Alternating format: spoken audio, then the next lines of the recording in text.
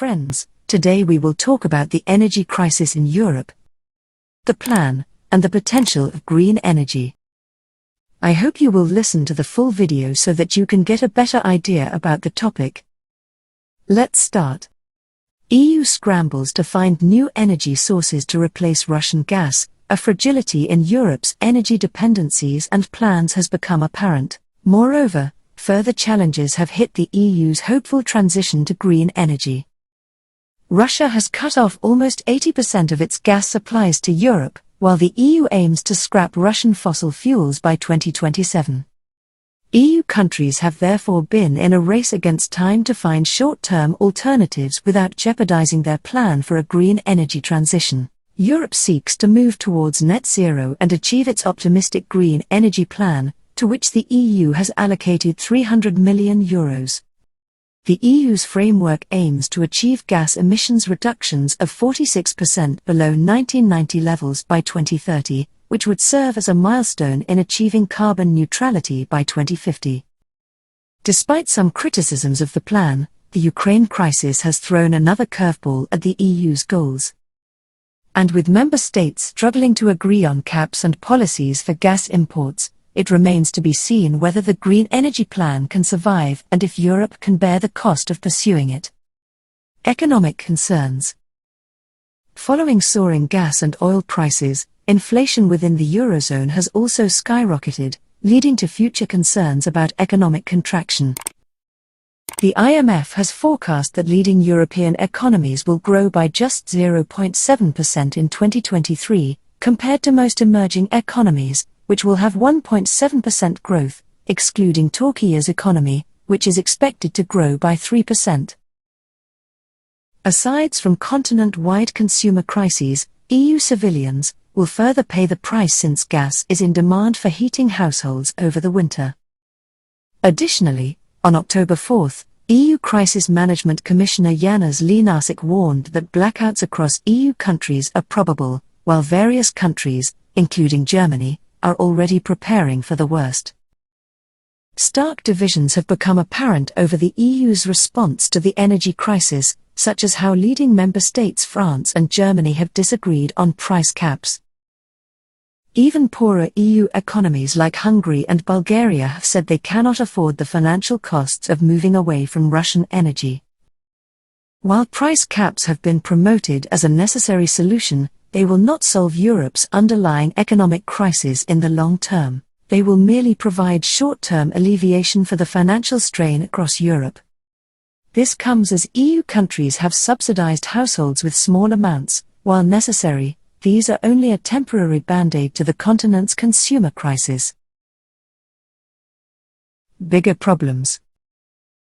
There are structural issues that have intensified the economic crisis. Europe does have the capacity to extract gas from alternative sources, but the infrastructure is still not there. Although there are talks about building such infrastructure, pipelines have not yet been laid and might struggle to be long enough.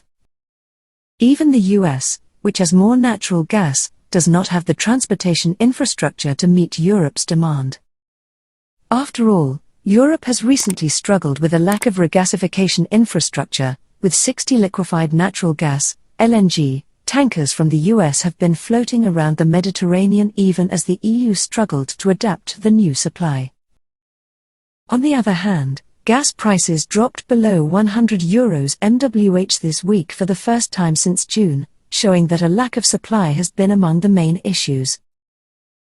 Fossil fuels have played a crucial role in maintaining economic growth and are used for all sorts of essential goods, including plastics, electronics, medicines, and synthetic fabrics.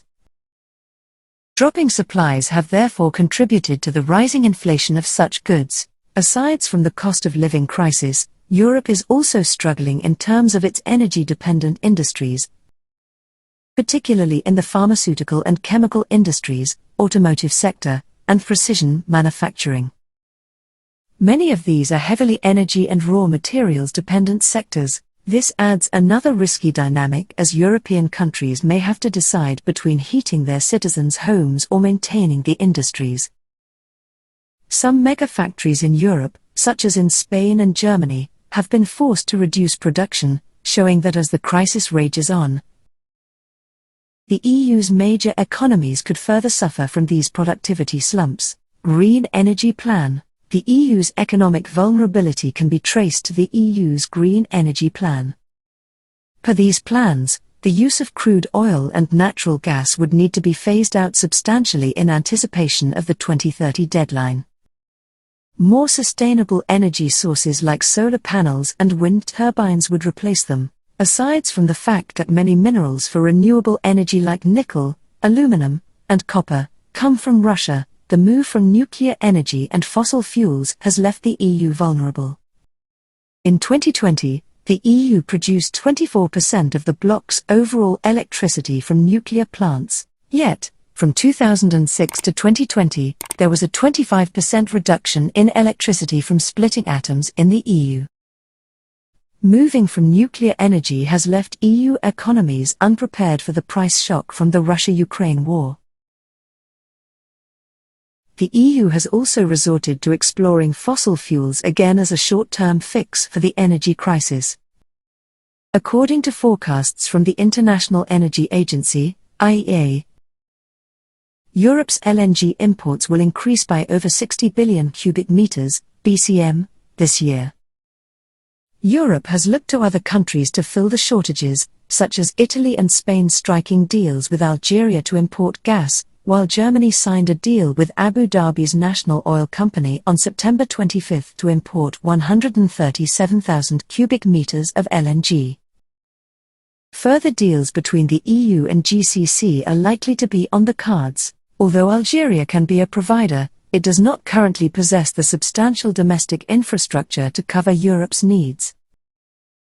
And with a lack of connecting infrastructure in the GCC, this may also be an obstacle for cheaper energy in the short term. As I've argued, maintaining supply is important for keeping energy prices lower, and the removal of nuclear energy has left the EU vulnerable. Even in France, though it is 70% dependent on nuclear energy for electricity, natural gas prices still affect its pricing.